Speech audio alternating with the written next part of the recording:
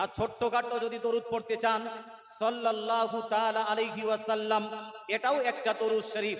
কোন মা কোন বোন যদি বিড়ি বাঁধার সময় সাল্লাল্লাহু আলাইহি ওয়াসাল্লাম সাল্লাল্লাহু আলাইহি ওয়াসাল্লাম এই দরুদটা পাঠ করতে করতে যদি বিড়ি বাঁধে, নেকি হবে না হবে না? এই বলুন না, হ্যাঁ নেকি হবে না হবে না? আচ্ছা, বিড়ি বাঁধার নেকি আছে? এমনিতে বিড়ি বাঁধার নেকি আছে, ভাত রান্না করার নেকি আছে না নাই? হানা বলুন। বাড়িতে যদি কোনো মা ভাত রান্না করে নেকি আছে না নাই? জানি না। হ্যাঁ, বাড়িতে কোনো মা যদি ভাত রান্না করে নেকি হবে, সওয়াব হবে। কোনো মা যদি বাড়িতে ঝাড় দেয় নেকি হবে, বিছানা করে নেকি হবে, কাপড় ধৌত করে নেকি হবে। কিন্তু বিড়ি বাঁধলে নেকি হবে না। কেন হবে না বিড়ি বাঁধলে নেকি? তার কারণটা হলো এই যে বিড়ি পান করলেও নেকি নাই। যদি পান করলে নেকি না হয়, অসংখ্য ওলামায়ে কেরাম বলেছেন এটা পান করা উচিত নয়। আবার কিছু ওলামায়ে কেরাম এটাও বলেছেন এটা যেহেতু শারীরিক ক্ষতি, শরীরকে যেন নষ্ট করে, ক্যান্সার হতে পারে, আপনার ফুসফুস নষ্ট হতে পারে, লাংসের প্রবলেম হতে পারে, আপনার এখান থেকে কি বলছে টিবির অসুখ হতে পারে, তাই এটা খাওয়াটা হলো মাকরুহ তাহরিমি পর্যন্ত। ইভেন আলা হযরত আসিমুল বরকত মুজাদ্দিদুদ্দিন মিল্লাত আলাইহি রাদিয়াল্লাহু ইরশাদ করেন এমনিতে বিড়ি পান করাটা তো হলো মুবাহ, কিন্তু যদি বিড়ি পান করে আপনার মুখে দুর্গন্ধ হয়ে যায়, আপনার স্ত্রী যদি অবজেকশন করে, যদি আপনার মুখে দুর্গন্ধ হয়ে যায়, আপনার স্ত্রী অবজেকশন করে, বা আপনার কি বলছে নামাজিদের আপনার পাশে যে নামাজি নামাজ পড়ছে তার যদি সমস্যা হয়, তাহলে বিড়ি পান করাটা গুনাহ হয়ে যাবে। কি হবে ভাই? গুনাহ হবে। তাহলে আমাদের এখানে সিম্পলি সব দিক থেকে জায়েজ করা হয়নি, অনেক কন্ডিশন লাগিয়ে এটাকে আপনার মুবাহ করা হয়েছে। এই জন্য বিড়ি বাঁধলে কোনো নেকি নাই। তবে মুসলমান কোন মহিলা যদি বিড়ি বাঁধতে বাঁধতে দরুদ শরীফ পাঠ করে, দরুদ শরীফ পাঠ করার কারণে নেকি হবে না হবে না? হবে। আর যদি কোনো মহিলা ভাত রান্না করতে করতে দরুদ শরীফ পাঠ করে, ভাতে বরকত হবে। যদি আপনার বাড়ি যদি কোনো কাজ করতে করতে আপনার দরুদ শরীফ পাঠ করে, তাহলে সেই কাজে যেন বরকত হবে। আর একটি হাদিস জয়ীফ সনদে হলেও বর্ণিত হয়েছে। হাদিসটি হলো এই, দয়ার নবী মায়ানবী ইরশাদ করেন কুল্লু আমরিন যিবালিন লাম ইউবদা বিসসালাতি আলাইকা ফাহুয়া আক্তা। If you start any good work without saying, without offering darud upon me, it will be incomplete.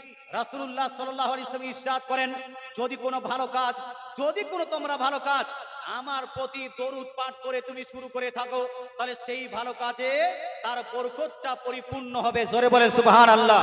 এবার আসুন, আমি কোরআন শরীফ থেকে আয়াত তেলাওয়াত করেছিলাম। মুসলমান যেটা আমি আলোচনা করলাম, দেখেন একজন মুসলমানের মুখে শোভা পায় না বিড়ি খাওয়া, সিগারেট পান করা, খৈনি খাওয়া, তারপরে আপনার গুটখা খাওয়া। এই সমস্ত কাজ থেকে আমাদের বিরত থাকাটাই সব থেকে উত্তম, এটা হলো সব থেকে ভালো। এখান থেকে আমরা বিরত থাকলে শারীরিক এবং মানসিক অনেক দিক থেকে ভালো থাকবে। ভালো থাকবে না? ভালো থাকবে। যাই হোক মুসলমান, আমি কোরআন শরীফ থেকে একটি আয়াত তেলাওয়াত করেছি। আল্লাহ তাআলা সূরা আলে ইমরান আয়াত নাম্বার 164 এর মধ্যে ইরশাদ করেন লাকাদ মান্নাল্লাহু আলাল মুমিনিনা ইয বাসা ফীহিম রাসূলা। আল্লাহ তাআলা বলছেন নিশ্চয়ই আল্লাহ তাআলা মুমিনদের প্রতি বড় ইহসান করেছেন, বড় কৃপা করেছেন, যখন আল্লাহ তাআলা মুমিনদের মধ্যে নিজ প্রিয়তম রাসূল মুহাম্মদ সাল্লাল্লাহু আলাইহি সাল্লামকে তাদের মধ্যে প্রেরণ করেছেন। মুসলমান, আপনাকে যদি জিজ্ঞেস করা হয় এই জমিন বানিয়েছেন কে, এক কথায় উত্তর হবে কি? জোরে বল না কি? আকাশ বানিয়েছেন কে? আল্লাহ। হাওয়া বানিয়েছেন কে? আল্লাহ। গাছপালা নদী নালা তৈরি করেছেন কে? আল্লাহ। পৃথিবীতে ইট কীট পতঙ্গ ইত্যাদি কে সৃষ্টি করেছেন? আল্লাহ। সমস্ত সৃষ্টির স্রষ্টা, each and everything is created only by almighty Allah. প্রত্যেকটা জিনিস একমাত্র সৃষ্টি করেছেন কে? আল্লাহ। মুসলমান, আপনি জানেন রিজন কি? আল্লাহ তাআলা এই পৃথিবীকে সৃষ্টি করেছেন কেন? এই জাহানকে সৃষ্টি করেছেন কেন? আকাশকে সৃষ্টি করেছেন কেন? সূর্যকে সৃষ্টি করেছেন কেন? আপনার জমিনকে সৃষ্টি করেছেন কেন? যাহা কিছু আপনি দেখছেন প্রত্যেকটা জিনিসকে আল্লাহ তাআলা সৃষ্টি করেছেন কেন? এর উত্তরে আল্লাহ তাআলা বলেন সূরা বাকারার মধ্যে হুয়াল্লাযী খালাকা লাকুম মা ফিল আরদি জামিয়া। আল্লাহ বলছেন, হে আমার মানুষ বান্দা শুনো, আমি আকাশকে সৃষ্টি করেছি মানুষ তোমার জন্য, চন্দ্রকে সৃষ্টি করেছি মানুষ তোমার জন্য, চাঁদ সূর্যকে সৃষ্টি করেছি আমি মানুষ তোমার জন্য, পৃথিবীকে সৃষ্টি করেছি মানুষ তোমার জন্য, পাহাড় পর্বতকে সৃষ্টি করেছি মানুষের জন্য, নদী নালাকে সৃষ্টি করেছি মানুষের জন্য। আমাদের জন্য সৃষ্টি করেননি? সূর্যটা আমাদের প্রয়োজন কিনা? হ্যাঁ বলুন। পাহাড় প্রয়োজন আছে না নাই? জমিন না থাকলে বাস করতে পারবেন? পানি না থাকলে আপনি জীবিত থাকতে পারবেন? অক্সিজেন নাইট্রোজেন না থাকলে আপনার কি জীবন চলবে? চলবে না। বন্ধু, এগুলা তো প্রয়োজন আছে। সূর্যের কি দরকার আছে? তো সূর্যের তাপের প্রয়োজন আছে। চাঁদ চন্দ্রের কি প্রয়োজন আছে? রাত্রিতে চলার জন্য চন্দ্রের প্রয়োজন আছে। পাহাড়ের প্রয়োজন কি আছে? পাহাড় যদি না থাকতো, জমিন হিলতে থাকতো, এই পৃথিবীতে আপনি বাড়িঘর তৈরি করতে পারতেন না। এই জমিনকে মজবুত রাখার জন্য জমিনের মধ্যে আল্লাহ তাআলা পাহাড় গেড়ে দিয়েছেন। জোরে বলেন সুবহানাল্লাহ। তাহলে এই সমস্ত জিনিসকে যদি অ্যানালাইসিস করেন, রিসার্চ করেন, তাহলে বোঝা যাবে যে এই সমস্ত জিনিস আল্লাহ তাআলা মানুষের জন্য সৃষ্টি করেছে। কিসের জন্য ভাই? মানুষের জন্য।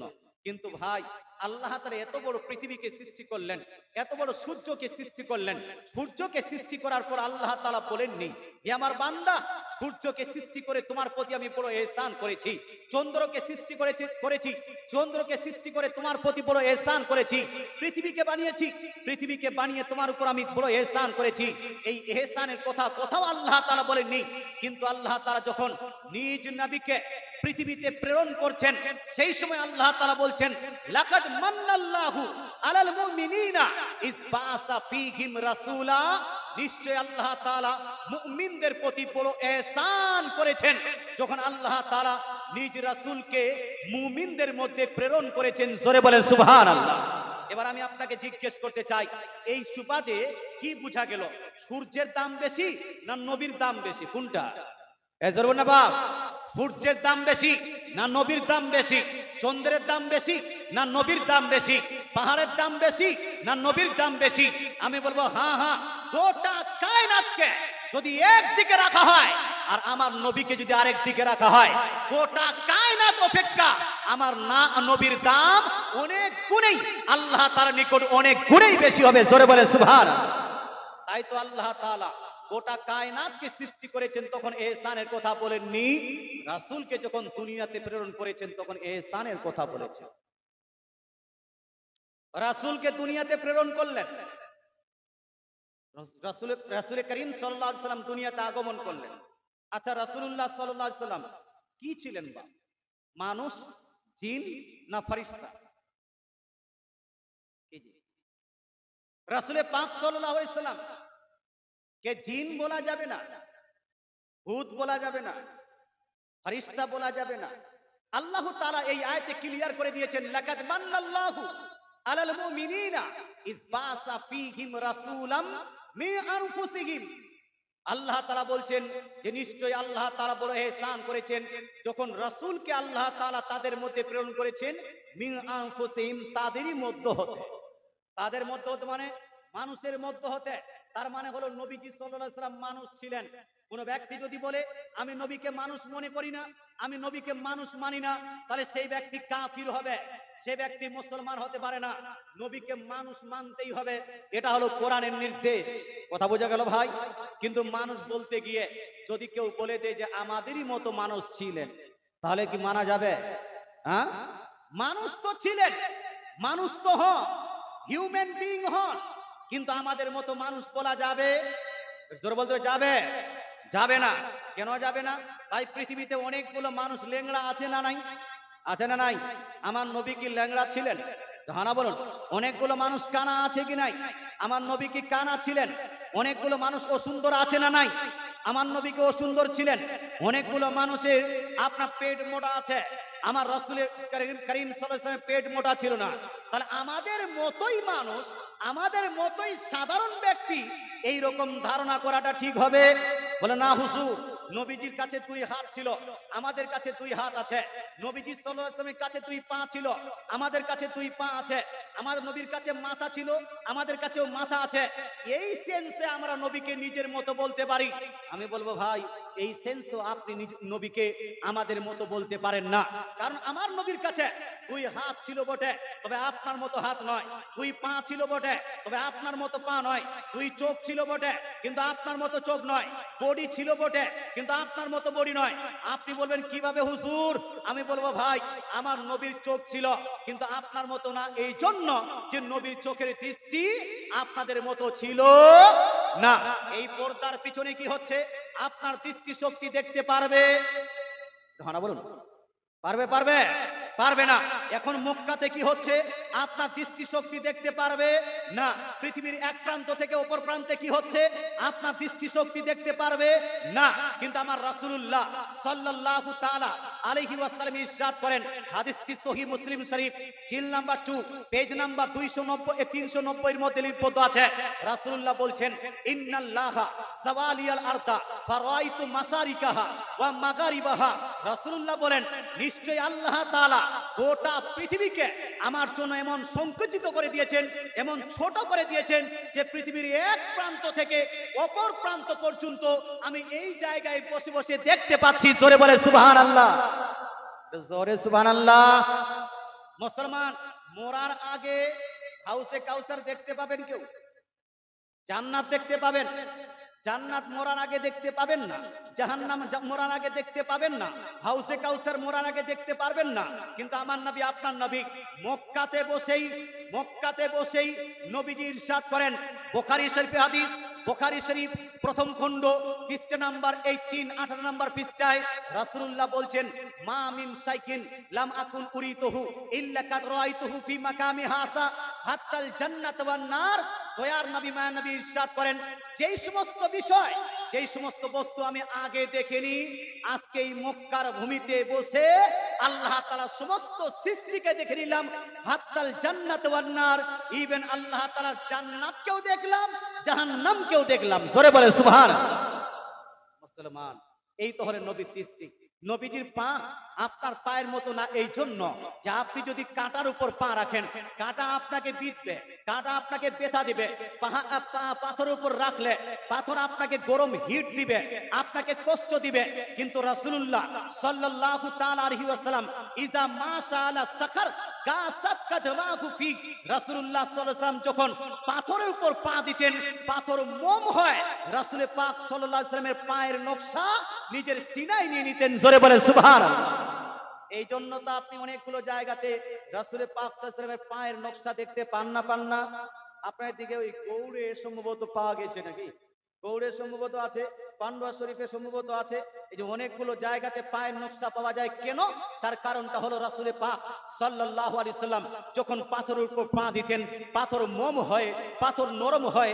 রাসূল পাক সাল্লাল্লাহু আলাইহি সাল্লামের পায়ের নকশা নিজের সিনায় নিয়ে নিতেন। তো রাসূল সাল্লাল্লাহু তাআলা আলাইহি সাল্লামকে নিজের মতো বলা যাবে ভাই? যাবে? দেখেন, অনেকগুলো মানুষ, আমি বলছি না যে নবীজি মানুষ ছিলেন না, নবীজি মানুষ ছিলেন বটে, কিন্তু আমাদের মতো সাধারণ কোনো ব্যক্তি ছিলেন না। আপনি বলবেন হুজুর, আমাদের এলাকায় কিছু মানুষ আছে, এরা বলছে নবীজি আমাদের মতো মানুষ। যারা এরকম বলে তাদের উদ্দেশ্য বলছি, হাদিস থেকে বড় আপনার মোল্লা মুন্সির কথা হতে পারে? হাদিস একদিকে, মৌলবি একদিকে, হাদিস একদিকে, মাস্টার একদিকে, হাদিস একদিকে, আপনার ডাক্তার একদিকে। আমরা যাব কোন দিকে? হাদিসের দিকে না মাস্টার ডাক্তারের দিকে? জি, হাদিসের দিকে। স্লোগান হবে কোরআন হাদিস যেই দিকে আমরা আছি সেই দিকে। এবার হাদিসের মধ্যে রাসূলুল্লাহ কি বলেছেন, দুই একটা হাদিস তেলাওয়াত করে দিই। সহিহ মুসলিম শরীফ জিল নাম্বার 1 হাদিস নাম্বার আপনার 2618 এর মধ্যে রাসূলুল্লাহ বলছেন, ইন্নী লাস্তু মিসলাকুম, definitely certainly I am not like you. নবীজি বলছেন, নিশ্চয়ই আমি তোমাদের মতো নই। জোরে বলেন সুবহানাল্লাহ। বুখারী শরীফ জিল নাম্বার 1 পেজ নাম্বার আপনার 262 এর মধ্যে, যেটা দেওবন্দ থেকে ছাপানো হয়েছে, সেই আপনার বুখারী শরীফে লিপিবদ্ধ আছে। রাসূলুল্লাহ বলছেন, ইন্নী লাস্তু কা আহাদিম মিনকুম, definitely certainly I am not like any of you. নবীজি বলছেন, হে আমার উম্মত উম্মতিরা শুনে নাও, নিশ্চয়ই আমি তোমাদের মধ্যে কারোই মতো না। আমি তোমাদের মধ্যে কারোই মতো না। সহিহ হাদিস, জালো না জয়ীফও না, সহিহ হাদিসের মধ্যে সুস্পষ্ট ভাষায় রাসূলুল্লাহ যখন বলে দিয়েছেন আমি তোমাদের মধ্যে কারোই মতো না, সুতরাং আমরা কি বলতে পারবো নবীজি আমাদের মতো? না মুসলমান। তো কথার সারাংশ হলো এই, আল্লাহ তাআলা বলছেন আমি মুমিনদের মধ্যে মানুষ রূপে নবীকে পাঠালাম। আচ্ছা, এই পৃথিবীতে নবীজি আগমন করে করবেনটা কি, করলেনটা কি? আল্লাহ তাআলা নিজেই ইরশাদ করেন ইয়াতুলু আলাইহিম আয়াতিহি, সেই নবী পৃথিবীতে গিয়ে পৃথিবীর মানুষদের কাছে আল্লাহ তাআলার নিদর্শন পেশ করবেন।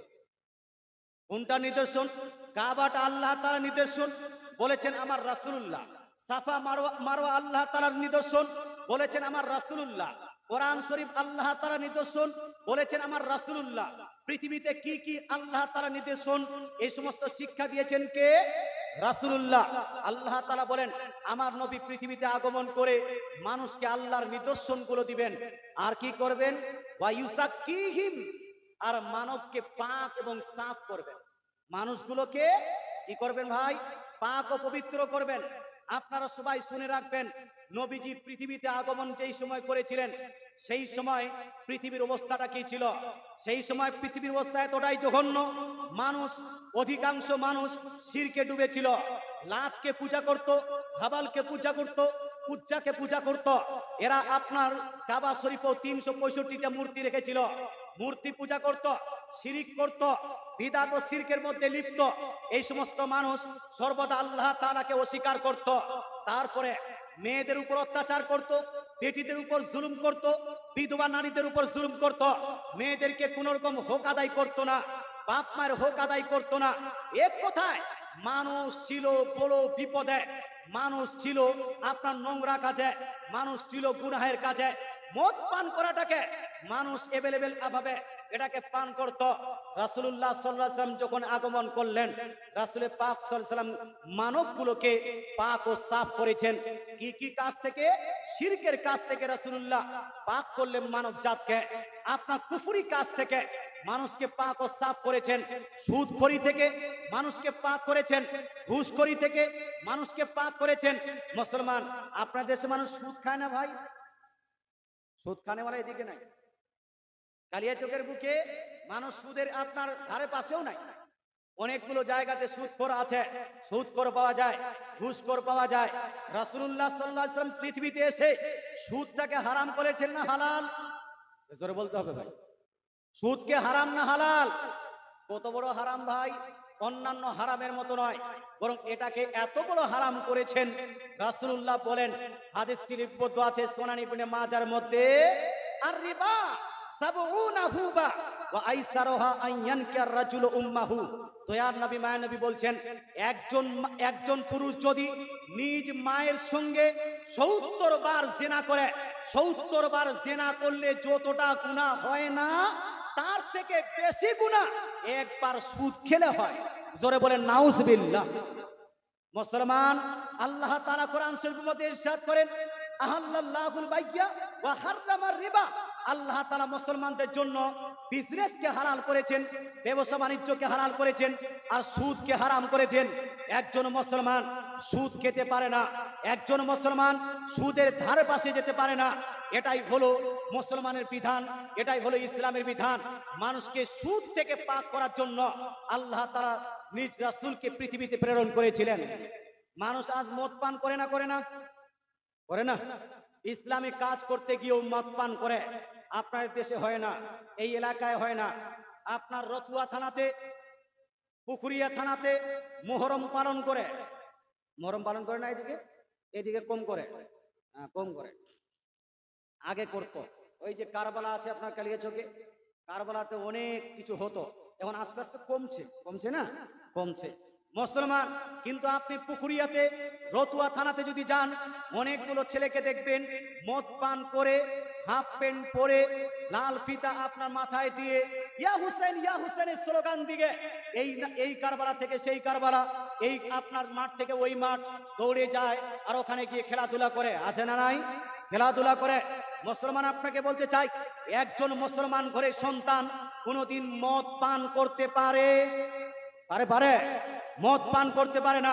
আমার রাসূলুল্লাহ সাল্লাল্লাহু তাআলা আলাইহি ওয়াসাল্লাম পৃথিবীতে আগমন করার পরে সুনান ইবনে মাজার মধ্যে লিপিবদ্ধ আছে, রাসূলুল্লাহ বলছেন লা তাশরাবিল খামার ফা ইন্নাহা মিফতাহু কুল্লি শার।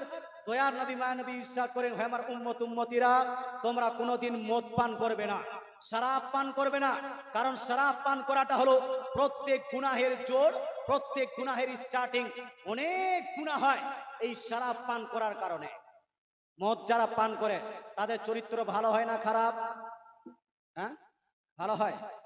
যারা মদ পান করে তাদের চরিত্র ভালো হয়, তারা বাপ মা ঠিকভাবে সেবা করতে পারবে। মদ পান করে অনেকগুলো মানুষের স্ত্রীর সঙ্গে ঝামেলা হয় না, বাপ মায়ের সঙ্গে ঝামেলা হয় না। অনেকগুলো মানুষের লিভার শেষ হয়ে যাওয়ার কারণে, লিভার আপনার ক্যান্সার হওয়ার কারণে তার ফ্যামিলিটা গোটা ধ্বংস হয়ে যায়। আমার রাসূলুল্লাহ সাল্লাল্লাহু তাআলা আলাইহি ওয়াসাল্লাম এই জন্য বলছে, হে আমার উম্মতিরা, তোমরা মদের ধারে পাশেও যাবে না। কারণ মদ যদি কেউ পান করে পৃথিবীর বুকে, কাল কিয়ামতের মাঠে রাসূলুল্লাহ সাল্লাল্লাহু আলাইহি ওয়াসাল্লাম বলছেন, তাকে আমি হাউসে কাউসারে পানি পান করাবো না। পৃথিবীতে কেউ যদি মদ পান করে হাউসে কাউসারে পানি পান করা যাবে না। তো মদ পান করাটা এত বড় গুনাহ, এত বড় গুনাহ। তারপরে অনেকগুলো মানুষ এই মদ পান করে ইমাম হুসাইনের আপনার মুহররমের কারবালায় যায়। এই মদ পান করে কালিয়াচকের বুকের কথা বলছি না, অনেকগুলো মানুষ এই মদ পান করে জুলুসে পর্যন্ত অংশগ্রহণ করে। এই জায়গায় কালিয়াচকে নাই, কালিয়াচকে আমি যখন ছোট্ট ছিলাম তখন প্রথম এই কালিয়াচকের জুলুসে আমি অংশগ্রহণ করেছিলাম। তো এখানে দেখছিলাম যে প্রথম জুলুস চালু হয়েছে, জুলুসে গিয়ে ছেলেরা খুব কুদাকুদি করছে। মানে আগে ডিজে যাচ্ছে, আপনার সাউন্ড যাচ্ছে, আর খুব কুদাকুদি করছে। মুসলমান জুলুস করাটা জায়েজ না না জায়েজ? জোরে না, জায়েজ না না জায়েজ? আর কুদাকুদি করাটা জায়েজ না না জায়েজ? জোরে বলতে হবে, জায়েজ না না জায়েজ? কুদাকুদি করা হলো না জায়েজ। আচ্ছা, জুলুস করাটা জায়েজ, কিন্তু ঢোল বাজানোটা জায়েজ না না জায়েজ? জুলুস করাটা জায়েজ, কিন্তু মিউজিক যুক্ত কাওয়ালি করাটা জায়েজ না না জায়েজ?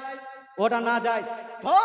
জুলুস করাটা জায়েজ আছে, কিন্তু সেইগুলো জুলুসে গিয়ে নাচ গান করাটা জায়েজ না না জায়েজ? সুতরাং ভাই বলতে চাই যে জুলুসে যাবেন অবশ্যই, কিন্তু যেটা না জায়েজ কাজ সেটা করা যাবে। অনেকটা কমেছে, অনেকটা কমেছে, কিন্তু কালিয়াচকের বুকে একটা জিনিস এখনো কমাতে পারিনি বা কমছে না, সেটা হলো এই জুলুসে গিয়ে মানুষকে আপনারা কষ্ট দিচ্ছেন। কত যে কষ্ট দিচ্ছেন, যারা কষ্ট পাচ্ছে একমাত্র তারাই বুঝতে পারে। যখন আপনি জুলুস নিয়ে যাচ্ছেন, মোটামুটি 9টা 10টার দিকে বের হলেন, 9টা 10টা থেকে নিয়ে 1টা পর্যন্ত গোটা কালিয়াচক ব্লক হয়ে যাচ্ছে। গোটা আপনার কি বলছে মেন রোড ব্লক হয়ে যাচ্ছে। 3-4 ঘন্টা ধরে মেন রোড যদি ব্লক থাকে, সেই মেন রোডে কোনো যদি অসুস্থ ব্যক্তি থাকে, তার কষ্ট হবে না হবে না? হানা বলুন ভাই, কষ্ট হবে না হবে না? কেউ যদি সুস্থ লোক থাকে তারও কষ্ট হবে না হবে না? কেউ যদি বহরমপুর যেতে চায় কষ্ট হবে না হবে না? কেউ যদি জালসায় যেতে চায় কষ্ট হবে না হবে না? রাস্তাতে এইরকম ব্লক করে যেই জুলুসটা আপনারা করছেন, আমরা সেই জুলুসটাকে সাপোর্ট করব। আপনারা কিন্তু করেন সাপোর্ট, প্র্যাকটিক্যালও করছেন, প্র্যাকটিক্যালও করছেন। জুলুস যদি করতে হয়, আমি আমার জুলুসের কথা বলছি, আমার জুলুসে মোটামুটি 300 খানা গাড়ি থাকে, কার, মারুতি কার আর ট্যাক্সি ম্যাক্সি এই সমস্ত জিনিস 300টা থাকে। আর প্রায় 2000 বাইক থাকে। 2000 বাইক নিয়ে 300 গাড়ি নিয়ে আলহামদুলিল্লাহ আমার নেতৃত্বে একটা জুলুস চলছে দক্ষিণ দিনাজপুরে, প্রায় 5 কিলোমিটার লম্বা। কিন্তু আলহামদুলিল্লাহ আমরা কোনোদিন এক সাইড ব্যবহার করেছি, অপর সাইডকে কোনোদিন ব্লক করিনি।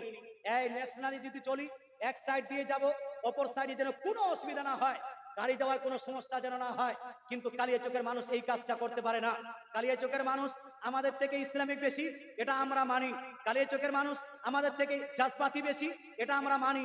কালিয়াচকের মানুষ আমাদের থেকে পতাকা উত্তোলন করে বেশি, এটা আমরা মানি। কালিয়াচকের মানুষ আমাদের থেকে নবী প্রেমিক বেশি, এটা আমরা মানি। কালিয়াচকের মানুষ দক্ষিণ দিনাজপুর থেকে ইসলামিক বেশি, এটা আমরা মানি। কিন্তু কালিয়াচকের মেন রোডে ব্লক করে যেই আপনারা গুনাহটা করছেন, যেই ক্ষতিটা আপনারা ইসলামের করছেন, যেই আপনার বদনামটা জুলুসে মুহাম্মাদিতে করছেন, সেটা অন্য জায়গায় হয় হয় না হয় না? অন্য জায়গায় খুব কমই হয়। হ্যাঁ, যদি আঞ্জুমানের সামনে হয় যে কোনো কৌশলে, সেটা আঞ্জুমানের নেতৃত্বে হোক, যে কোনো কৌশলে, কথা বুঝতে পারছেন? আমি বলছি না যে আঞ্জুমানের জন্য আপনি কি বলছে ব্লক করে দেন। আমি বলছি যদি আঞ্জুমান, আমি দেখেছি আঞ্জুমানের আপনার প্রোগ্রামটা একদম রোডের পাশে হয়, তো রোডের পাশে যদি হয়, যদি রোড ব্লক হতে লাগে, আপনি ওখান থেকে জুলুস সমাপ্ত করে বাড়ি চলে আসেন, তবে রোড ব্লক করিয়েন না।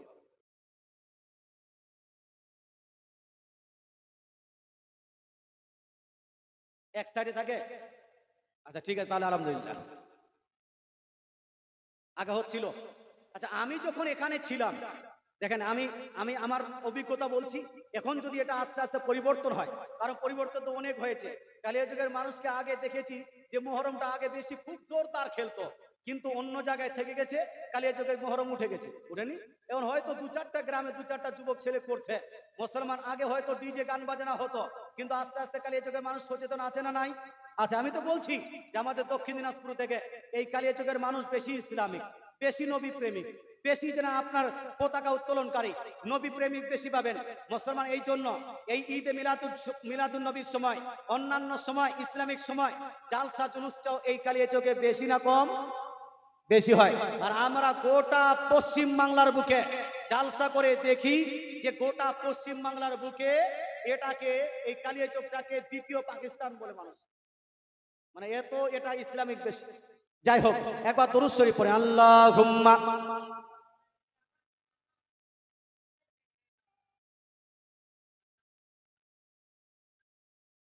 ওয়া আলা আলি সাইয়্যিদিনা সাল্লু আলা মুহাম্মাদিন मुहम्मद हरदम ज़बा से निकालो, हरदम ज़बा से निकालो शफीआना মুহাম্মদ সাল্লাল্লাহু তাআলা আলাইহি ওয়া আলিহি ওয়াসাল্লাম। আমি আলোচনা করছিলাম সূরা আলে ইমরান আয়াত নম্বর 164 থেকে। আল্লাহ তাআলা বলছেন, আমি যেই রাসূলকে পৃথিবীতে প্রেরণ করেছি, সেই রাসূল কি করবেন? মানব জাতকে ইউসাক্কিহিম, তাদেরকে পাক এবং সাফ করবেন, গুনাহ থেকে পাক, শিরকি কাজ থেকে পাক, কুফরি কাজ থেকে পাক করে আল্লাহর রাস্তায় তাদেরকে গামজান করবেন। আর কি করবেন ভাই? ওয়া ইউআল্লিমুহুমুল কিতাবা ওয়াল হিকমা। আর আল্লাহ তাআলা বলছেন আমার রাসূল পৃথিবীতে যাওয়ার পরে পৃথিবীর মানব জাতকে, পৃথিবীর মানুষগুলোকে কিতাব এবং প্রজ্ঞার শিক্ষা দিবেন, কিতাবের শিক্ষা দিবেন এবং আপনার প্রজ্ঞার শিক্ষা দিবেন। আচ্ছা বলুন তো, কিতাবের যে শিক্ষা দেয় তাকে আমরা শিক্ষক বলি না? বলি না? আরে বাল্যপাঠে কেউ শিক্ষা দিচ্ছে, তাকে আমরা শিক্ষক বলবো না? মাধ্যমিক পাশের কিতাবে কেউ শিক্ষা দিচ্ছে, তাকে আমরা শিক্ষক বলি। আল্লাহ তাআলা বলছেন আমার রাসূল পৃথিবীতে গিয়ে কিতাবের শিক্ষা দিবেন, তার মানে রাসূলুল্লাহ হবেন কিতাবের শিক্ষক।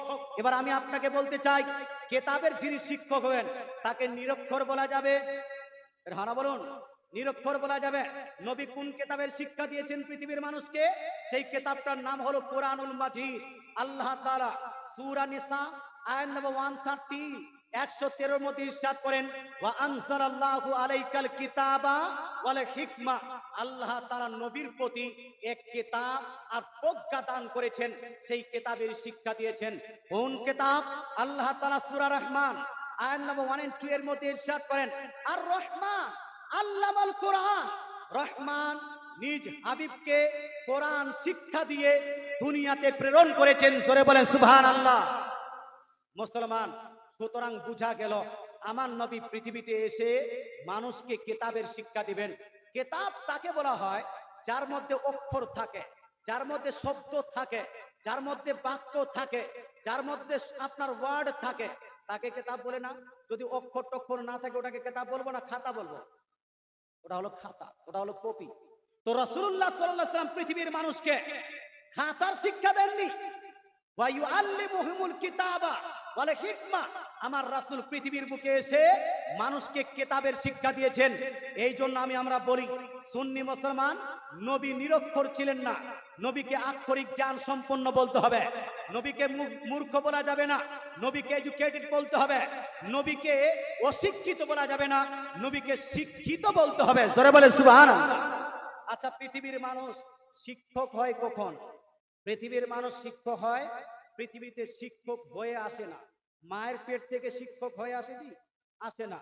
পৃথিবীতে আসে মাধ্যমিক পাস করে, উচ্চ মাধ্যমিক পাস করে, গ্রাজুয়েশন করলো, বিএড পাস করলো, কি বলছে এসএসসি বা এমএসসি তে পরীক্ষা দিল, পরীক্ষা দেওয়ার পর পাস করলো, তারপরে গিয়ে শিক্ষক হলো। মুসলমান কেউ যদি মাদ্রাসা শিক্ষক হতে চায়, তাকে আলিম পড়তে হবে, হাসিল পড়তে হবে, মুফতি পড়তে হবে, তারপরে মাদ্রাসায় শিক্ষক হচ্ছেন। তাহলে পৃথিবীর মানুষ শিক্ষক হয়, মায়ের পেট থেকে শিক্ষক হয়ে আসে না। পৃথিবীতে এসে পড়াশোনা করে মূর্খ থেকে শিক্ষক হয়। কিন্তু আমার রাসূলুল্লাহ সাল্লাল্লাহু তাআলা আলাইহি ওয়াসাল্লাম ইরশাদ করেন, পৃথিবীতে সমস্ত মানুষ পৃথিবীতে এসে শিক্ষক হয়, কিন্তু আমি কি হয়েছি? রাসূলুল্লাহ বলছেন, সুনান ইবনে মাজার হাদিস, হাদিস নাম্বার 1, 2, 3 এর মধ্যে নবীজি বলছেন, বুইস্তু মুআল্লিমান, আমি পৃথিবীতে শিক্ষক হয়ে প্রেরিত হয়েছি। জোরে বলেন সুবহানাল্লাহ। অর্থাৎ আল্লাহ তাআলা আমাকে শিক্ষক করে দুনিয়াতে পাঠিয়েছে। সেই নবীকে কেউ যদি নিরক্ষর বলে, সেটা বেয়াদবি হবে না? হবে না ভাই? বেয়াদবি হবে। আল্লাহ তাআলা বুঝার তৌফিক দান করুক, বলেন আমিন। আরেকবার দরুদ শরীফ পড়ি, আল্লাহুম্মা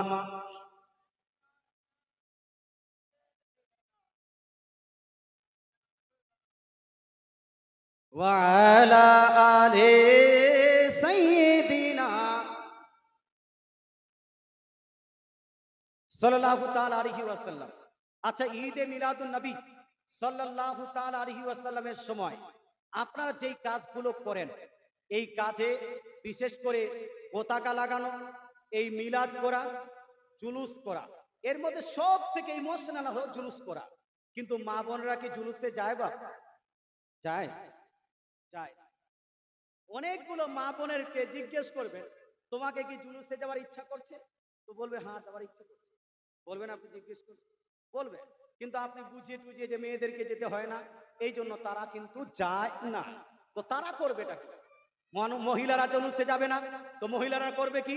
তো মহিলাদের জন্য কয়েকটা কাজ, ইম্পর্টেন্ট কাজ। নবীজির আগমন দিবসকে কেন্দ্র করে মহিলারা যেই কাজগুলো করবে, 1 নাম্বার কাজ, যদি কোনো মহিলা পারে 12ই রবিউল আউয়াল দিনে নবীজি সাল্লাল্লাহু আলাইহি ওয়াসাল্লামের জন্ম দিবসকে কেন্দ্র করে একটা করে রোজা রাখবে। কি রাখবে ভাই? রোজা পালন করবে। এই রোজা পালন করাটা নবীজি সাল্লাল্লাহু আলাইহি ওয়াসাল্লামের নিজের, আপনার স্বয়ং নবীজি সাল্লাল্লাহু আলাইহি ওয়াসাল্লামের সুন্নাত। এই হাদিসটি লিপিবদ্ধ আছে সহিহ মুসলিম শরীফ জিল নাম্বার 1 হাদিস নাম্বার 2807 এর মধ্যে। আন আবি কাতাদা আল আনসারী রাদিয়াল্লাহু তাআলা আনহু, আবু কাতাদা আনসারী রাদিয়াল্লাহু তাআলা আনহু থেকে বর্ণিত হাদিস। উনি বলছেন, সোয়েলা রাসূলুল্লাহ সাল্লাল্লাহু তাআলা আলাইহি ওয়াসাল্লাম আন সাওমিল ইসনাইন ফাকালা ফীহি উলিদতু। অর্থাৎ দয়ার নবী, মায়ার নবী, নবী করিম সাল্লাল্লাহু তাআলা আলাইহি ওয়াসাল্লাম সপ্তাহের মধ্যে প্রত্যেক সোমবারের দিনে রোজা পালন করতেন। কোন দিন ভাই? সোমবারের দিনে। আমাদের দেশে অনেকগুলো মহিলা রোজা রাখা কিন্তু পছন্দ করে। কেউ কেউ সপ্তাহে সপ্তাহে রোজা রাখে, কেউ কেউ প্রতি মাসে মাসে রোজা রাখে, কেউ হয়তো শাওয়াল মাসের 6টা রোজা রাখে, কেউ হয়তো আশুরার দিনের রোজা রাখে, কেউ হয়তো আরফার দিনে রোজা রাখে। একটু সওয়াবগুলো শুনে নেন। রমজান মাসের পরে শাওয়াল মাসের 6টা কেউ যদি রোজা রাখে, এই 6টা রোজা রাখার কারণে 11 মাস রোজা রাখলে যতটা নেকি হয়, 6টা রোজা রাখার কারণে তার নামায় আমলে 11 মাস রোজা রাখার নেকি লিপিবদ্ধ করা হবে। জোরে বলেন সুবহানাল্লাহ। মুসলমান, কোন মহিলা যদি আশুরার দিনে রোজা রাখে, কোন পুরুষ যদি আশুরার দিনে রোজা রাখে, আশুরার একটা রোজা রাখলে রাসূলুল্লাহ সাল্লাল্লাহু আলাইহি ওয়াসাল্লাম ইরশাদ করেন, তার পূর্বের 1 বছরের গুনাহ আল্লাহ মাফ করে দিবেন। কতটা? 1 বছরের গুনাহ আল্লাহ তাআলা মাফ করে দিবেন। আচ্ছা, তারপরে আসছে আরফার রোজা, অর্থাৎ কুরবানির 9 তারিখে যেই রোজাটা পালন করেন। কুরবানির 9 তারিখের রোজা কেউ যদি পালন করে, কুরবানির 9 তারিখে কেউ যদি রোজা রাখে, রাসূলুল্লাহ সাল্লাল্লাহু আলাইহি ওয়াসাল্লাম ইরশাদ করেন, সহিহ মুসলিম শরীফ হাদিস, যে নবীজি ইরশাদ করেন, কেউ যদি আরফার দিনে মাত্র একটা রোজা রাখে, ওই একটা রোজা রাখার কারণে সেই মহিলা বা সেই পুরুষের পূর্বের 1 বছর আর পরের 1 বছর, মোট 2 বছরের গুনাহ খাতা আল্লাহ তাআলা মাফ করে দিবেন। জোরে বলেন সুবহানাল্লাহ। মুসলমান, এত সওয়াব আছে এই রোজাগুলোতে। আর যদি কোনো ব্যক্তি, কোনো মহিলা, যদি কোনো পুরুষ যদি চায় আমি প্রত্যেক মাসে মাসে রোজা রাখবো, প্রত্যেক মাসে যদি রোজা রাখতে চান, তাহলে চাঁদের চাঁদের আপনার চাঁদকে লক্ষ্য করে 3টি করে রোজা রাখতে হবে। একটা চাঁদের 13 তারিখে, একটা চাঁদের 14 তারিখে, আর একটা হলো চাঁদের 15 তারিখে। চাঁদের 13, চাঁদের 14, চাঁদের 15 তারিখ, এই 3 দিন কেউ যদি রোজা রাখে, পূর্ণ 1 মাস, 1 মাসের রোজা রাখার নেকি তার নামায় আমলে লিপিবদ্ধ হবে। কথা বোঝা গেল? আর যদি কেউ বলে হুজুর আমি সাপ্তাহিক রোজা রাখবো, সাপ্তাহিক রোজা রাখলে আমরা লক্ষ্য করেছি অনেকগুলো জায়গাতে মহিলারা রোজা রাখে শুক্রবারে। কোন দিন? শুক্রবারের দিন। কারণ শুক্রবারের দিনটা ভালো, এই জন্য শুক্রবারের দিনে রোজা রাখে। তবে হাদিস থেকে অ্যানালাইসিস করলে বোঝা যায় মহিলারা যে শুক্রবারের দিনে রোজা রাখে, রাসূলুল্লাহ সাল্লাল্লাহু আলাইহি সাল্লাম শুক্রবারের দিনে রোজা রাখতে নিষেধ করেছে। শুক্রবারের দিন রোজা রাখতে, সাপ্তাহিক যদি রোজা রাখেন তাহলে 2 দিন রোজা রাখলে সব থেকে বেশি নেকি পাওয়া যায়। তোর মধ্যে একটা হলো বৃহস্পতিবার আর একটা হলো সোমবার। আমার নবী সপ্তাহে 2 দিন রোজা রাখতেন, সেটা হলো বৃহস্পতিবার আর সোমবার। এই 2 দিন রোজা রাখলে নবীর সুন্নত পালন হবে, 2 দিন রোজা রাখলে নেকিটা বেশি পাওয়া যাবে। সোমবারের দিন যখন রোজা রাখতেন, রাসূল পাক সাল্লাল্লাহু আলাইহি ওয়াসাল্লামকে জিজ্ঞেস করা হয়েছিল, ইয়া রাসূলুল্লাহ, হাবিবাল্লাহ, আপনি সোমবারের দিনে রোজা পালন করছেন কেন? কেন সোমবারের দিন রোজা রাখছেন? রাসূলুল্লাহ বলছেন, ফিহি উলিদতু, আমি সোমবারের দিনে এই জন্য রোজা রাখি কারণ সোমবারের দিনে আমার জন্মদিন, সোমবারের দিন আমি জন্মগ্রহণ করেছি। জোরে বলে সুবহানাল্লাহ। সোমবারের দিনে কি হয়েছে?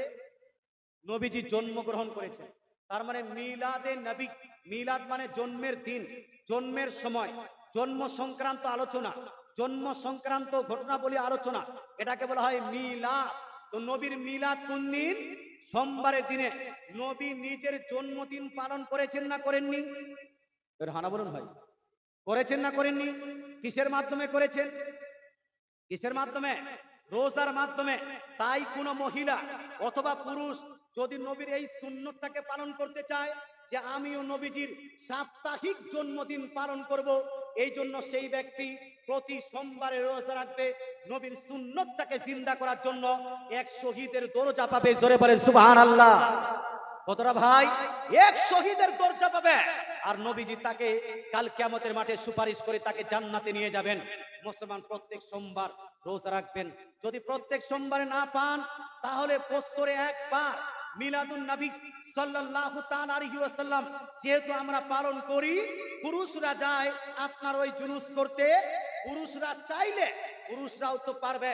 তবে আমি মহিলাদেরকে স্পেশালি এই জন্য বলছি কারণ মহিলারা বাড়িতেই থাকে। এই মহিলারা যদি বাড়িতে থেকে রোজাটা পালন করে, এক তো মিলাদ পালন হবে, আবার নবীর পদ্ধতিতে মিলাদ পালন হওয়ার কারণে বেশি সওয়াব পাবে। জোরে বলে সুবহানাল্লাহ। কথা বোঝা গেল ভাই? মিলাদ করলে মহিলারা রোজা রাখবে। 2 নাম্বার, মহিলারা যেই কাজটি করবে মিলাদে নবী, মিলাদুন নবীর দিনে, সেটা হলো রান্না ভালো করবে। ভালো রান্না করবে। রান্নাটা ভালো করার সঙ্গে মিলাদের কি সম্পর্ক আছে? মিলাদ মানে হলো খুশি। মিলাদ, ঈদে মিলাদ মানে মিলাদের খুশি, খুশি পালন করি। খুশির দিনে ভালো খান না খারাপ খান? জি, খাওয়া দাওয়া কি ভালো করেন না খারাপ? ভালো করেন না? তো রান্নাটা কে করবে? আপনার স্ত্রী করবে। স্ত্রীকে বলছি, মুসলমান ও আমার মা বোনেরা, আপনারা সেই দিন যদি ভালো রান্না করেন নেকি পাবেন। আর আপনাদের দেশে প্রায় প্রত্যেকটা গ্রামে দেখা যায় গরু জবাই করে, তারপর কোরমা তৈরি করে, শিরনি তৈরি করে, গরু জবাই করে বিতরণ করে না করে না করে। এটাও নবীর সুন্নতের সঙ্গে জড়িত আছে। মুসলমান আরেকটা সুন্নত আমি আপনাকে তেলাওয়াত করে দিচ্ছি। ইমাম বুখারীর উস্তাদের উস্তাদ, ইমাম বুখারীর উস্তাদের উস্তাদ ইমাম আব্দুর রাজ্জাক, মুসান্নাফ আব্দুর রাজ্জাকের মধ্যে জিল নাম্বার 5 পেজ নাম্বার 339 এর মধ্যে একটি হাদিস নকল করেছেন। আজ গায়ের মুকাল্লিদ ওয়াহাবি ভাইয়েরা বলে থাকে যে এই যে সুন্নিরা মিলাদের দিন গরু জবাই করছে, ফাতিহা করছে, এই ফাতিহার কোনো প্রমাণ নাই। আমি বলবো ভাই, প্রমাণ তার জন্য নাই যারা পড়তে জানে না, প্রমাণ তার জন্য নাই যারা পড়তে শিখেনি, প্রমাণ তার জন্য নাই যারা হাদিস বুঝে না। যদি হাদিস পড়ো, হাদিস বুঝো, তাহলে তার জন্য প্রমাণ আছে না নাই? আছে না নাই? আছে। মুসলমান যারা বলছে গরু জবাই করা যাবে না, ছাগল জবাই করা যাবে না, ফাতিহার আয়োজন করা যাবে না, তারা কান খুলে শুনে নেন সুন্নি মুসলমানেরা কোন সুন্নতের উপর আমল করে এই কাজটা করছে।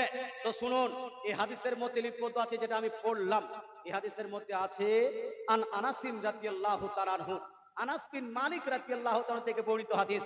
উনি বলছেন আক্কা রাসূলুল্লাহ সাল্লাল্লাহু তাআলা আলাইহি ওয়াসাল্লাম আন নাফসিহি বাদা মা বুইসা বিন নবুওয়াতি, অর্থাৎ আনাস বিন মালিক রাদিয়াল্লাহু তাআলা বলছেন নবীজি সাল্লাল্লাহু তাআলা আলাইহি সাল্লাম 40 বছর অতিবাহিত হওয়ার পরে, নিজ বয়সের, নিজ আপনার বয়সের 40 বছর অতিবাহিত হওয়ার পরে, আচ্ছা নবীজি নবুয়ত প্রকাশ করেছেন কখন?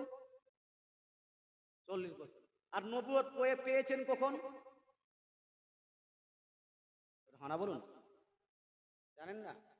নবুয়ত পেয়েছেন কখন? নবুয়ত প্রকাশ করেছেন তো 40 বছর বয়সে। নবুয়ত পেয়েছেন কখন ভাই? তো আপনাদের এই পশ্চিম বাংলায় যেগুলা মাদ্রাসার সিলেবাসে আছে বই, ইসলামিক বই, ওই বইতে লেখা আছে নবীজি 40 বছর বয়সে নবুয়ত প্রাপ্ত হলেন, অর্থাৎ 40 বছরে গিয়ে নবুয়ত পেলেন। তার আগে নবী মুহাম্মদ সাল্লাল্লাহু আলাইহি ওয়াসাল্লাম নবী ছিলেন। বাংলাদেশের আপনার ওই শেখ আহমদুল্লাহ সাহেব ও একই কথা বলছে যে নবীজি সাল্লাল্লাহু আলাইহি ওয়াসাল্লাম 40 বছর পূর্বে নবী ছিলেন না। আমি বলবো ভাই, 40 বছর পূর্বে যদি নবী না থাকেন, তাহলে বাল্যকালে রাসূলুল্লাহ সাল্লাল্লাহু আলাইহি ওয়াসাল্লাম যখন দোলনায় শুয়েছিলেন তখন আঙ্গুলের ইশারা করছিলেন, চাঁদ কি এদিকে সেদিকে যেত? ধানা বলুন বাবা, চাঁদ এদিকে সেদিকে যেত? নবী না হলে কি যেত? ধানা বলুন। নবীজির সিনা চাঁদ করা হয়েছে না হয়নি? বাল্যকালে নবী যদি না থাকতেন বা নবী যদি না হতেন, তাহলে সিনা চাঁদ করা হতো? ধানা বলুন না ভাই, হতো না। নবী যখন জন্মগ্রহণ করেছেন সেই সময় যদি নবীজি নবী না থাকতেন, তা আমিনা তাইয়্যিবা তাহিরা রাদিয়াল্লাহু তাআলা আনহা বলছেন আমি নবীকে জন্ম দিয়েছি, এমন ভাবে জন্ম দিয়েছি যে নবীর সঙ্গে কোন রকম নাপাকি বের হয়নি। নবীকে আমি পাক এবং সাফ জন্ম দিয়েছি। জোরে বলেন সুবহানাল্লাহ। আচ্ছা বলুন তো, নবী যদি তখন নবী না থাকতেন তাহলে কি এইরকম জন্ম হতো? না মুসলমান। আমার নবী পাক সাল্লাল্লাহু আলাইহি ওয়াসাল্লামের আম্মা জান আমিনা তাইয়্যিবা তাহিরা রাদিয়াল্লাহু তাআলা আনহা বলছেন আমি যখন নবীকে জন্ম দিলাম, খরাজা মিন্নি নূরুন, আমার কাছ থেকে এমন এক নূর বার হলো, এই নূরের আলোয় আমি দেখলাম ফারাইতু কুসুরা শাম, হাত্তা রাইতু কুসুরা শাম, আমি ওই আলোয় আলোকিত হয়ে ওই শাম দেশের বড় বড় অট্টালিকা, বড় বড় বিল্ডিং গুলোকেও দেখতে পেয়েছি। জোরে বলে সুবহানাল্লাহ। আচ্ছা বলেন তো, নবীজি সাল্লাল্লাহু আলাইহি ওয়াসাল্লাম যদি সেই সময় নবী না থাকতেন তাহলে এই নূর কি বের হতো ভাই? এই নূর কি বের হতো? তাহলে এই বেয়াদব মানুষেরা কি করে বলে যে নবীজি সাল্লাল্লাহু আলাইহি ওয়াসাল্লাম 40 বছর পূর্বে নবী ছিলেন না? আমি বলবো ভাই, শেখ আহমদুল্লাহ একদিকে, তাহিরি একদিকে, আপনার ডক্টর জাকির নায়েক একদিকে, আমজাদ হোসেন সিমনানি একদিকে, এরা হলো দুনিয়া 1300-1500 বছর পূর্বে এরা ছিল না। 1500 বছর পরে এই মৌলবীরা এসেছে। কিন্তু আমার নবী, আপনার নবী, দয়ার নবী, মায়ার নবী জুবান থেকে কি করে বের হয়েছে সেটা আমাদের জানার দরকার আছে কি নাই? আছে না ভাই? আমার নবীকে জিজ্ঞেস করি, ইয়া রাসূলুল্লাহ, ইয়া হাবিবাল্লাহ, আপনি কখন নবুয়ত প্রাপ্ত হয়েছেন? আপনাকে কখন নবী বানানো হয়েছে? আপনাকে কখন নবুয়ত প্রদান করা হয়েছে? এই প্রসঙ্গে একটি হাদিস লিপিবদ্ধ আছে সিহাহ সিত্তার মধ্যে, তিরমিজি শরীফ জিল নাম্বার 2 পেজ নাম্বার 203 এর মধ্যে হাদিসটি বর্ণনা করেছেন আবু হুরায়রা রাদিয়াল্লাহু তাআলা আনহু। হাদিসটির শেষে ইমাম তিরমিজি বলে দিয়েছেন হাসা হাদিসুন সহিহুন, হাদিসটা হলো সহিহ সনদে বর্ণিত হাদিস। এই হাদিসে লিপিবদ্ধ আছে ক্বালু, সাহাবারা আরজ করলেন, ইয়া রাসূলুল্লাহ মাতা ওয়াজাবাত লাকান নবুওয়া, ইয়া রাসূলুল্লাহ, ইয়া হাবিবাল্লাহ, আপনি কখন নবী হয়েছেন? আপনাকে নবুয়ত কখন দেওয়া হয়েছে? আপনি কখন নবুয়ত প্রাপ্ত হয়েছেন? তো নবীজি ইরশাদ করেন, ওয়া আদামু বাইনার রূহি ওয়াল জাসাদ, হে আমার সাহাবায়ে কেরাম, আমি তখনও নবী হয়ে গিয়েছিলাম, আমি তখনও নবী ছিলাম যখন আদম আলাইহিস সালাম আত্মা এবং শরীরের মাঝখানে ছিলেন। জোরে বলে সুবহানাল্লাহ। অর্থাৎ নবীজি বলছেন কাবলা তাআল্লুকে রূহিহি বিজাসাদিহি, অর্থাৎ যখন আদম আলাইহিস সালামের রূহকে, আদম আলাইহিস সালামের আত্মাকে তার শরীরের মধ্যে প্রবেশ করানো হয়নি, তার পূর্বেও আমি নবী মুহাম্মদ নবী হয়ে গিয়েছিলাম। জোরে বলেন সুবহানাল্লাহ। তাহলে বলুন তো ভাই, ঈসা আলাইহিস সালামের পূর্বে মুহাম্মদ সাল্লাল্লাহু আলাইহি ওয়াসাল্লাম নবী ছিলেন না ছিলেন না? মুসা আলাইহিস সালামের পূর্বে মুহাম্মদ সাল্লাল্লাহু আলাইহি ওয়াসাল্লাম নবী ছিলেন না ছিলেন না? আপনার দাউদ আলাইহিস সালামের পূর্বে মুহাম্মদ সাল্লাল্লাহু আলাইহি ওয়াসাল্লাম নবী ছিলেন না ছিলেন না? শীস আলাইহিস সালামের পূর্বে মুহাম্মদ সাল্লাল্লাহু আলাইহি ওয়াসাল্লাম নবী ছিলেন না ছিলেন না? নূহ আলাইহিস সালামের পূর্বে মুহাম্মদ সাল্লাল্লাহু আলাইহি ওয়াসাল্লাম নবী ছিলেন না ছিলেন না? এক কথায় পৃথিবীতে মানবের আগমনের পূর্বে আমার নবী নবী হয়ে গিয়েছিলেন। জোরে বলেন সুবহানাল্লাহ। অতএব নবীকে 40 বছর পরে নবুয়ত প্রাপ্ত হয়েছেন এই কথা বলা যাবে? যদি কোনো কেতাবে লিপিবদ্ধ থাকে, বাংলা হোক অথবা ইংরেজি, উর্দু হোক অথবা আরবিক, যদি লেখা থাকে নবী 40 বছর পরে নবী হয়েছেন, তার পূর্বে নবী ছিলেন না। খাদিজা রাদিয়াল্লাহু তাআলা আনহাকে যখন বিবাহ করেছিলেন তখন নবী ছিলেন না। শাম দেশে যখন নবীজি সাল্লাল্লাহু আলাইহি ওয়াসাল্লাম যান তখন আপনার নবী ছিলেন না। বহিরা রাহিবের সঙ্গে যখন নবীজির সাক্ষাৎ হয় তখন নবী ছিলেন না। যখন আবু তালিবের আপনার লালন পালনে ছিলেন তখন নবী ছিলেন না। জন্মের সময় নবী ছিলেন না। এই কথা কেউ যদি বলে তাকে সাপোর্ট করা যাবে? যাবে? যাবে না। আল্লাহ তাআলা রাসূল সাল্লাল্লাহু তাআলা আলাইহি ওয়াসাল্লাম পূর্বে থেকে নবী, এটাই হলো সঠিক কথা। একবার সাল্লাল্লাহু তাআলা আলাইহি ওয়াসাল্লাম, যেটা আমি বলছিলাম সেটা হলো রান্না করা প্রসঙ্গে রাসূলুল্লাহ সাল্লাল্লাহু আলাইহি ওয়াসাল্লাম একটি হাদিস তেলাওয়াত করছিলাম। সেই হাদিসটি হলো আক্কা রাসূলুল্লাহ সাল্লাল্লাহু আলাইহি ওয়াসাল্লাম বাদা মা বয়সা বিন নবুওয়াতি, অর্থাৎ আনাস বিন মালিক রাদিয়াল্লাহু তাআলা বলছেন, আমার নবী, আপনার নবী, দয়ার নবী, মায়ের নবী 40 বছর অতিবাহিত হয়ে যাওয়ার পর, অর্থাৎ নিজ বয়সের 40 বছর আপনার সমাপ্তি করার পরে, 40 বছরের পরে নিজের জন্মের খুশিতে রাসূলুল্লাহ সাল্লাল্লাহু আলাইহি ওয়াসাল্লাম পশু জবাই করে সাহাবাদেরকে খাইয়েছেন। জোরে বলেন সুবহানাল্লাহ। আপনারা গরু জবাই করেন না? গরু জবাই কেন করেন? রাসূলুল্লাহর জন্মের খুশিতে মানুষকে খাওয়ানোর জন্য। রাসূলুল্লাহ সাল্লাল্লাহু আলাইহি ওয়াসাল্লাম নিজেই নিজ জন্মের খুশিতে আপনার পশু জবাই করে সাহাবীদেরকে খাইয়েছেন। এটা হাদিসের মধ্যে লিপিবদ্ধ আছে। তার মানে হলো এই ফাতিহার আয়োজন রাসূলুল্লাহ থেকে শুরু হয়েছে। তাই সুন্নি মুসলমানেরা আমরা গরু জবাই করি, পশু জবাই করি, খাসি জবাই করি, আর ফাতিহা করে মানুষের মধ্যে বিতরণ করি। মুসলমান মা বোনেরা ভালো রান্না করবে, এটা হলো নেকির কাজ, সওয়াবের কাজ। আর কি কাজ করতে হবে? তো ঈদে মিলাদুন নবীর দিনে ফাতিহাটা প্রমাণ হলো। ঈদে মিলাদুন নবীর দিনে আরেকটা বিশেষ কাজ, সেটা হলো নবীজির প্রতি বেশি বেশি করে দরুদ ও সালাম পাঠ করা। কি করতে হবে ভাই? অন্যান্য দিনে যতটুকু দরুদ পড়েন সেটা তো পড়বেন, কিন্তু বিশেষ করে নবীজি সাল্লাল্লাহু আলাইহি ওয়াসাল্লামের আগমন দিবসে মিলাদুন নবী, মিলাদে মুস্তাফা সাল্লাল্লাহু আলাইহি ওয়াসাল্লামের দিনে বেশি বেশি করে নবীজির প্রতি দরুদ শরীফ পাঠ করবেন, সালাম পাঠ করবেন। উল্টা পাল্টা কাজ না করে যখন জুলুসে যাবেন দরুদ পড়তে পড়তে পড়তে পড়তে চলে যাবেন। মুসলমান যখন আবার আসবেন দরুদ পড়তে পড়তে আসবেন। আর বিশেষ করে হে ভাই, আপনাকে বলতে চাই, যারা জুলুসে অংশগ্রহণ করবেন তারা ফজরের নামাজ পড়বে না পড়বে না? রানা বলেন বাবা, পড়বে না পড়বে না? দেখবেন আপনি ফজরের নামাজ পড়েছেন, নামাজিরা পিছে আর বেনামাজিরা আগে কুদাকুদি করছে, আর নামাজিরাই পিছে। পড়ে না পড়ে না? মুসলমান আপনাকে বলতে চাই, আপনাকে আমি জুলুস বাদ দিতে বলছি না, তবে তৎসঙ্গে আমার রাসূলুল্লাহ সাল্লাল্লাহু তাআলা আলাইহি ওয়াসাল্লাম পৃথিবীতে এসে পৃথিবীর মানুষকে সব থেকে বড় গিফট, সব থেকে বড় উপঢৌকন, সব থেকে বড় উপহার যেটা দিয়েছেন সেটা হলো নামাজ। সেটা কি জানেন না? সেটা কি? নামাজ। সব থেকে বড় উপহার রাসূলুল্লাহ সাল্লাল্লাহু আলাইহি ওয়াসাল্লাম মানব জাতিকে আল্লাহর পক্ষ থেকে যেটা দিয়েছেন সেটা হলো নামাজ। ইবেন রাসূলুল্লাহ বলছেন, কেউ যদি নামাজ আদায় না করে তার অবস্থাটা কি হবে? রাসূলুল্লাহ বলেন, হাদিসটি সহিহ মুসলিম শরীফ জিল নাম্বার 1 হাদিস নাম্বার 256 এর মধ্যে লিপিবদ্ধ আছে, ইন্না বাইনার রাজুলি ওয়া বাইনাশ শিরকি ওয়াল কুফরি তারকুস সালাত। রাসূলুল্লাহ বলছেন, নিশ্চয়ই একজন মানুষ আর শিরক ও কুফরের মধ্যে, শিরক এবং কুফরের মধ্যে ব্যবধানকারী হলো নামাজকে পরিত্যাগ করা।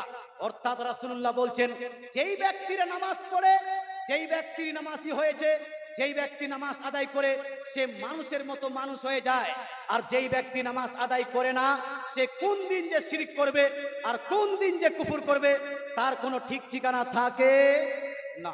মুসলমান যদি নামাজি হয় তার ব্যবহার ভালো হবে না খারাপ? ভালো না খারাপ? তার ব্যবহার ভালো হবে। মুসলমান যারা নামাজি হবে তার ব্যবহার ভালো হবে, যারা আপনার নামাজ আদায় করবে তার চরিত্র ভালো হবে। তাই আপনাকে বলতে চাই মুসলমান, আল্লাহ তাআলা রাসূল সাল্লাল্লাহু তাআলা আলাইহি ওয়াসাল্লামের আপনারা জুলুসে যাচ্ছেন, জুলুসে যখন যাবেন তো জুলুসে যাওয়ার আগে ফজরের নামাজ জামাতের সহিত আপনি মসজিদে গিয়ে ইমামের পিছনে আদায় করবেন আর বলবেন, আল্লাহ আজকে তোমার নবীর জুলুস এবং ঈদে মিলাদুন নবী পালন করার জন্য ফজরের নামাজ আদায় করেছি। আল্লাহ নবীর সঙ্গে এত প্রেম দাও, তোমার সঙ্গে এত মহাব্বত দাও যেন আজ থেকে আমার এই নামাজ আর কোনোদিন ছুটে না যায়। বলেন সুবহানাল্লাহ। আমল করা যাবে তো ইনশাআল্লাহ? হ্যাঁ, সবাই আপনারা যাবেন।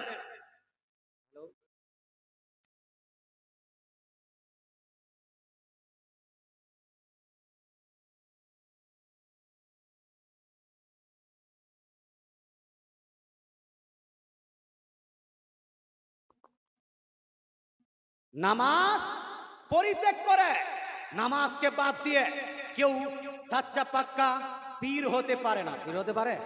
কেউ যদি বাদ দেয় নামাজ, পীর হতে পারবে? হ্যাঁ, বেনামাজি যদি হয়, আরে যে ওর বাপ ছিল পীর, ওর বাপের বাপ ছিল পীর, ও 14 খানদান কামিল ওলি, আপনার 7 পুরুষ জন ওর কামিল ওলি, যতই কামিল হয়ে যাক না কেন ওর পুরুষেরা, ওর পূর্বপুরুষেরা, বাপের উপর বাপ যতই হয়ে যাক না কেন, নিজে যদি নামাজ আদায় না করে, নিজে যদি আপনার আদায় না করে, এই ব্যক্তিকে পীর মান্য করা যাবে?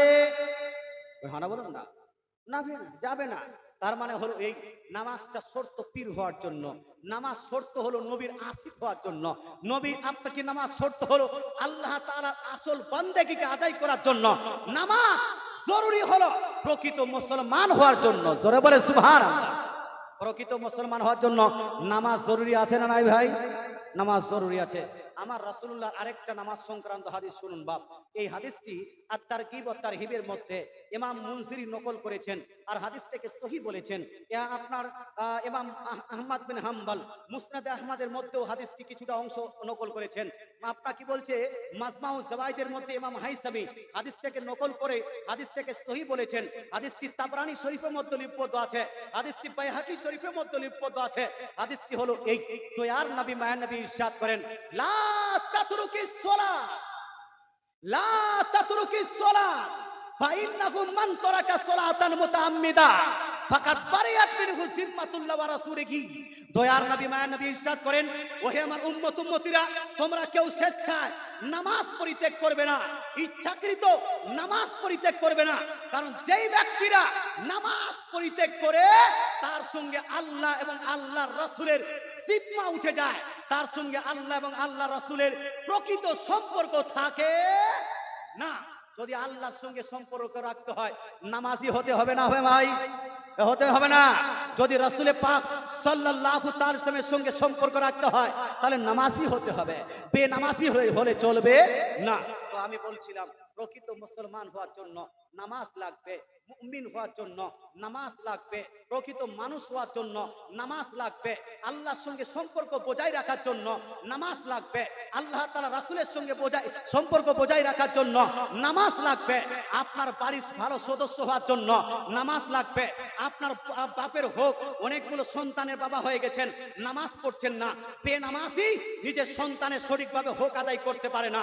কারণ একজন বেনামাজি বাপ নিজের সন্তানকে নামাজি বানাবে না, আর একজন বাপ যতক্ষণ পর্যন্ত নিজ ছেলেকে নিজ মেয়েকে নামাজি না বানিয়েছে ততক্ষণ পর্যন্ত বাপ হওয়ার হক আদায় করতে পারে না।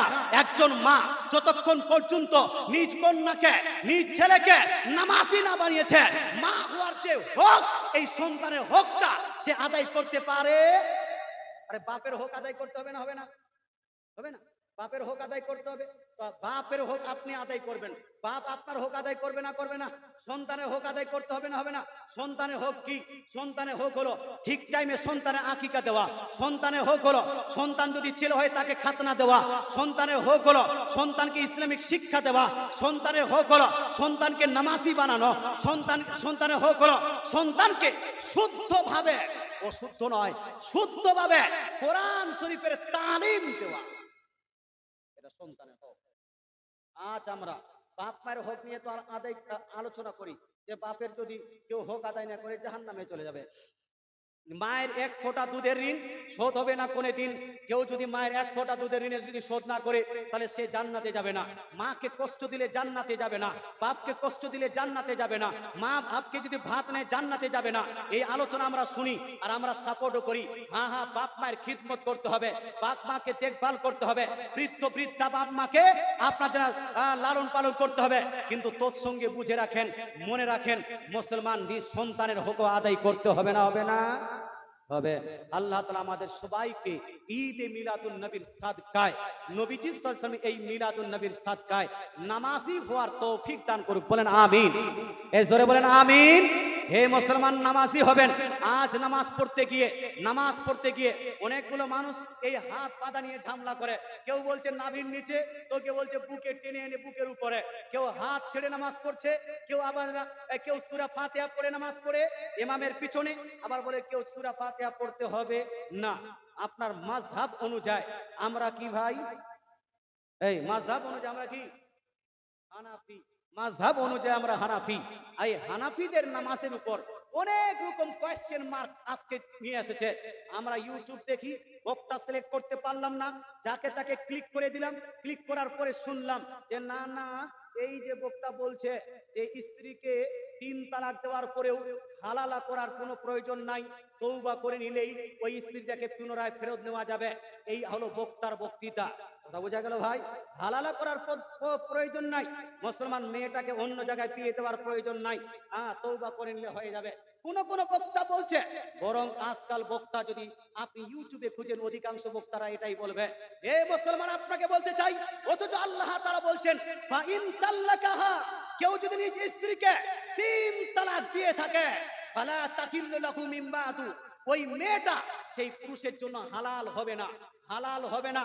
তওবা করলেও হালাল হবে না, মৌলভী সাহেবের পা ধরলেও হালাল হবে না, মুফতি সাহেবকে ঘুষ দিলেও হালাল হবে না, মুফতি সাহেবের পা ধরে মাপ চাইলেও হালাল হবে না, মেয়েটার কাছে পা ধরে মাপ চাইলেও হালাল হবে না। কে বলেছে এটা? আল্লাহ তাআলা বলেছেন কোরআন শরীফের মধ্যে। কিভাবে হালাল হবে? আল্লাহ তাআলা বলেন হাত্তা তানকিহা যাওজান গায়রাহু, যতক্ষণ পর্যন্ত না মেয়েটা ওই 3 তালাক যেই ছেলেটা দিয়েছে সেই 3 তালাকের ইদ্দত পালন করেছে। ইদ্দত পালন করার পরে তানকিহা, নিজ ইচ্ছায় স্বেচ্ছায় অন্য কোন পুরুষকে বিবাহ করেছে, অন্য কোন পুরুষকে বিবাহ করবে, তার সঙ্গে ঘর সংসার করবে। এক রাতের জন্য বিবাহ হয় না, 1 ঘন্টার জন্য বিবাহ হয় না, জবরদস্তি বিবাহ হয় না। আপনি জবরদস্তি করে কোন মেয়েকে বিবাহ দিতে পারবেন না। ঘন্টা আর মাস এবং দিনে যদি নির্দিষ্ট করে দেন, এটাকে বলা হয় মুতা বিবাহ। ইসলাম শরীয়তে মুতা বিবাহকে রাসূলুল্লাহ নিষিদ্ধ করেছেন। কথা বোঝা গেল ভাই? মুসলমান, আমি বলতে চাই সেটা হলো যে মেয়েটাকে স্বেচ্ছায় অন্য জায়গায় বিয়ে করতে হবে। বিয়ে করার পর ওর সঙ্গে ঘর সংসার করবে। ওই ছেলেটা যদি, দ্বিতীয় ছেলেটা যদি মারা যায় অথবা ও যদি তালাক দিয়ে দেয়, আবার ইদ্দত পালন করতে হবে। ইদ্দত পালন করার পরে মেয়েটা যদি রাজি থাকে, আর পুরাতন স্বামী যেটা 3 তালাক দিয়েছিল ও যদি রাজি থাকে, 2 জন রাজি হলে পুনরায় নতুন মোহর, নতুন বিয়ে তাদেরকে পড়িয়ে দিতে হবে। এটা হলো কোরআন শরীফের নির্দেশ। আচ্ছা বলুন তো, কোরআনকে চেঞ্জ করা যাবে? কোরআনকে চেঞ্জ করা যাবে? চেঞ্জ করা যাবে না। কিন্তু এই গত 2 দিন আগে এক মহিলা আমাকে ফোন করে বলছে, আপনার হুজুর এই হয়েছে, কি করা হবে? আমি বললাম পদ্ধতি এটা, কিন্তু উনি বলছেন যে হুজুর বাংলাদেশে অমুক বক্তাকে শুনলাম যে না না, এখানে হালালা কোনো প্রয়োজন নাই, অন্য সঙ্গে বিবাহ করার প্রয়োজন নাই। আমি বলবো ভাই, বক্তা গোটা দুনিয়ার একদিকে, কোরআন একাই একদিকে। আমরা যাব কোন দিকে? কোরআনের দিকে না বক্তার দিকে? কার দিকে ভাই? কোরআনের দিকে। আমাদের স্লোগান হবে কোরআন হাদিস যেই দিকে আমরা আছি সেই দিকে। তো ভাই আপনাকে বলতে চাই, নামাজি তো হবেন, তবে আপনি নাভির নিচে থেকে এই বুকের উপর টেনে আনতে পারবেন না। নামাজি তো হবেন, কিন্তু আপনার মহিলাকে টেনে আপনি মসজিদে নিয়ে যেতে পারবেন না। নামাজি তো হবেন, কিন্তু আপনার মেয়েদেরকে নিয়ে আপনি ঈদগাহে যাবেন না, আপনি মসজিদে গিয়ে তারাবি নামাজ মহিলাদেরকে পড়াবেন না, বরং আপনি পড়বেন। আর তারাবি পড়তে গিয়ে 8 রাকাত নয়, 20 রাকাতই তারাবি পড়তে হবে। কত রাকাত? এজন্য কত রাকাত? নবীর সুন্নত হলো 20 রাকাত, সাহাবীর সুন্নত হলো 20 রাকাত। বলতে এটা চাচ্ছিলাম যে অনেকগুলো আজকাল ঝামেলা চলেছে, এই ঝামেলাকে নিরসন করার জন্য